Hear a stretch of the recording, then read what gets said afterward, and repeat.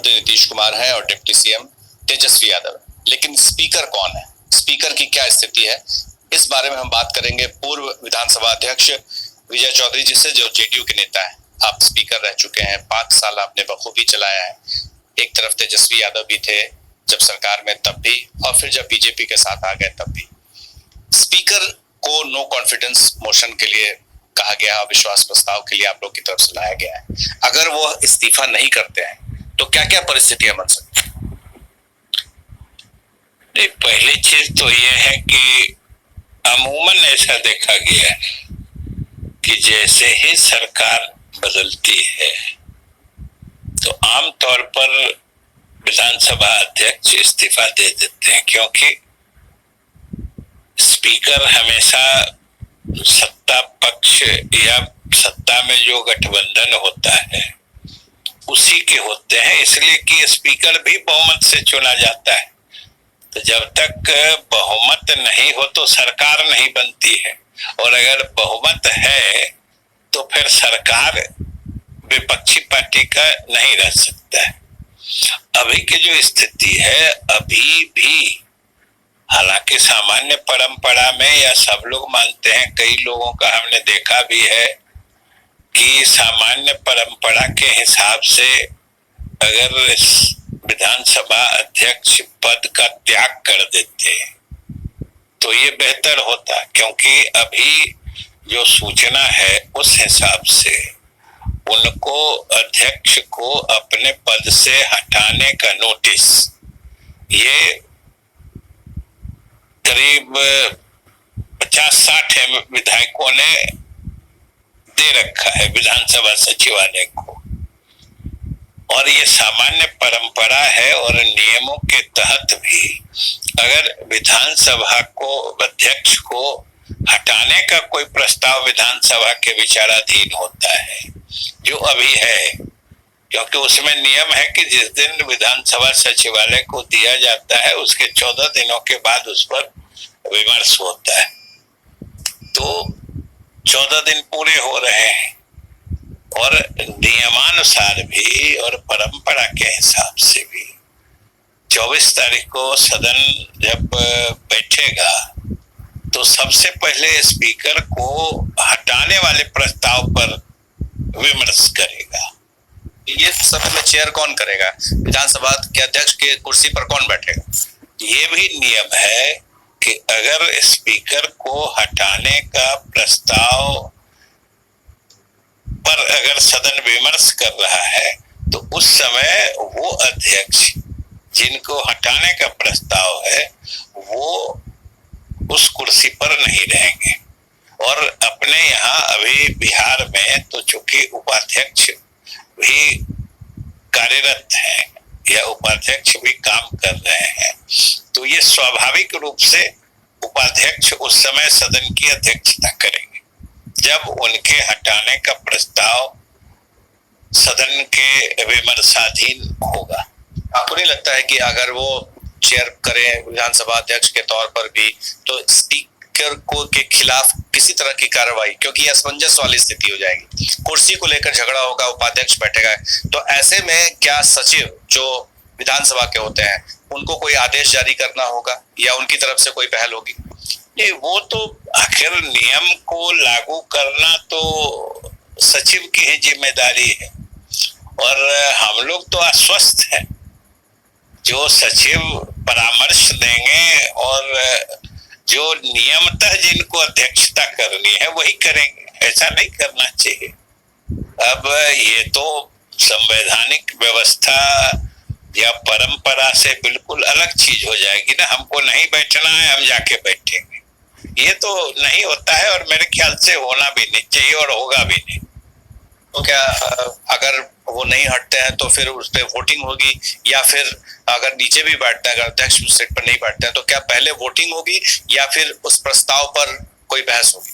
नहीं, ये तो परंपरा के हिसाब से पहले उनको हटाने की जो नोटिस है या अध्यक्ष को हटाने का जो प्रस्ताव है उस पर सदन विमर्श करेगा। विमर्श करेगा या फिर उस पर बहस होगी? क्या उनको मौका मिलेगा अपनी बात रखने? सदन में विमर्श का मतलब ही होता है कि जिनको जो कहना है कहेंगे और अंत में मतदान होगा। विमर्श का मतलब ही यही होता है। तो कहीं ऐसा तो नहीं कि बीजेपी ये चाहती है कि अविश्वास प्रस्ताव के बहाने सदन में चर्चा हो, बहस हो और उसके बाद फिर वो वोटिंग के पहले इस्तीफा दे? कई बार ऐसा हुआ है कि जो नेता को अगर सदन के नेता को अगर बहुमत नहीं होता है तो उस प्रस्ताव के बाद वो इस्तीफा दे।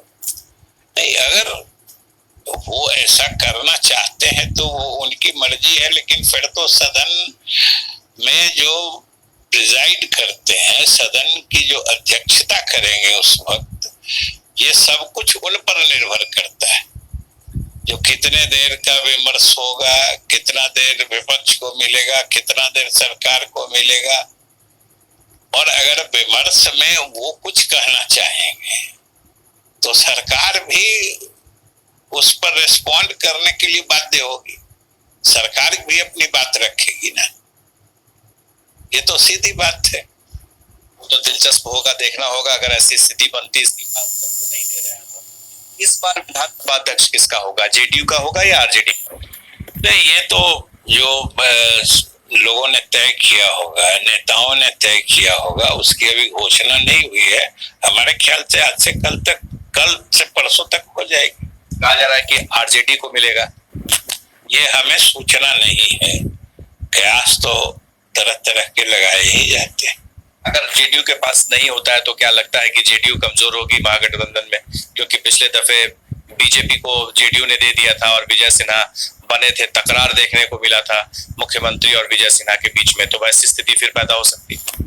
नहीं, ऐसी कोई बात नहीं है कि जेडीयू कमजोर होगा। और सबसे बड़ी बात होती है कि कौन उस पद पर बैठता है, उसकी समझदारी सबसे महत्वपूर्ण होती है।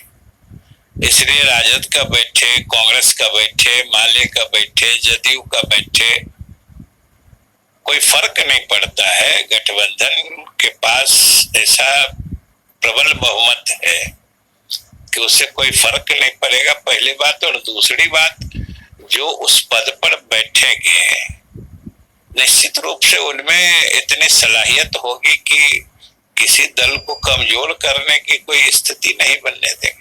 पर विजय सिन्हा के साथ जो देखने को मिला, अब तो आप गठबंधन से अलग हो चुके हैं, आपको लग रहा है कि उन्होंने सही किया था जो मुख्यमंत्री के साथ जिस तरह से बहस हुई थी, जिस तरह से वो सरकार के कामकाजों में अपनी भागीदारी देख रहे थे या फिर चलाने की कोशिश कर रहे थे? आपके सवाल पूछने के तरीके से ही स्पष्ट है कि उन्होंने जो काम जिस ढंग से किया उस पर आप प्रश्न चिन्ह आपके मन में है, तो ये क्या इशारा करता है? आप कह रहे हैं कि जो उनके तौर तरीके थे, तो ये तो लगता है कि आपके मन में भी कुछ संशय घूम रहा है। संशय को ये तो बिल्कुल अपने आप में इशारा है। और जब आप इस बात से, मतलब आपके दिल में ऐसी बात लग रही है, तो स्वाभाविक रूप से उसमें कुछ सच्चाई होगी। ये नीतीश कुमार मुख्यमंत्री और जो गहमा गहमी, जिस तरह से गर्मा गर्मी हो रही थी, क्या आपको लगता है कि सदन की गरिमा को चोट पहुंची? देखिए, सदन की गरिमा को चोट की बात नहीं होती है। वही हमने कहा कि कौन किस कुर्सी पे बैठा है, उसकी समझदारी सबसे महत्वपूर्ण चीज होती है। या अगर ये नहीं रहते हैं, दूसरे जो भी आएंगे, सारी चीजें उनके समझदारी पर निर्भर करती है। उस दिन सदन में जो कुछ हुआ, ये बात सही है कि मुख्यमंत्री जी ने कुछ बातें रखी, लेकिन उन्होंने कोई भी ऐसी चीज नहीं कही जो नियम संगत नहीं था या विधानसभा की जो नियम प्रक्रिया या कार्य संचालन नियमावली है उसके अधीन नहीं था। अध्यक्ष जी जैसा कह रहे थे या जैसा कर रहे थे वो नियम संगत नहीं था। मुख्यमंत्री ने सिर्फ संवैधानिक और विधानसभा की जो नियमावली है, प्रक्रिया तथा कार्य संचालन नियमावली, वो उसके अधीन कर रहे थे। जैसी चीजों में अध्यक्ष के द्वारा अनावश्यक अवांछनीय हस्तक्षेप ये उचित नहीं है, यही मुख्यमंत्री जी कह रहे थे। तो क्या लगता है कि आपको कि ये भी एक बहुत बड़ी वजह थी टूट के पीछे, जो आपके और गठबंधन, क्योंकि गठबंधन धर्म का जो पालन होना चाहिए वो अध्यक्ष की कुर्सी से भी नहीं हो रहा था, वो दिख रहा था। नहीं, ये तो एक मतलब बहुत ही छोटी बात थी। बाकी तो चीजें पार्टी की तरफ से और मुख्यमंत्री जी के भी तरफ से गई है कि गठबंधन दोनों दलों के बीच जो आपसी समझदारी थी उसी में फर्क आ रहा था। जब चुनाव हुआ पिछला, उसी वक्त से जो स्थिति बनी थी या जो जिस ढंग से जदयू के साथ जो बर्ताव हो रहा था, उसके कारण संशय और एक तरह से मन में शिकायत का भाव बन रहा था। और धीरे धीरे जब महसूस हुआ कि नहीं, ये एक सुनियोजित कार्यक्रम के तहत जदयू को नीचा करने की साजिश चल रही है, तो लोग अलग हो। इसी में मेरा यही सवाल था कि ये छोटा ही सही, लेकिन क्या आपको लगता है कि ये भी एक वजह बनी कि आपके मुख्यमंत्री को छोटा करने की, छोटा दिखाने की विधानसभा के अंदर में कोशिश हुई कि आप तीसरे नंबर की पार्टी हैं?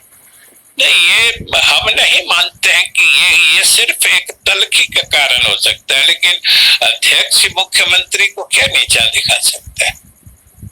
ऐसा नहीं हो सकता।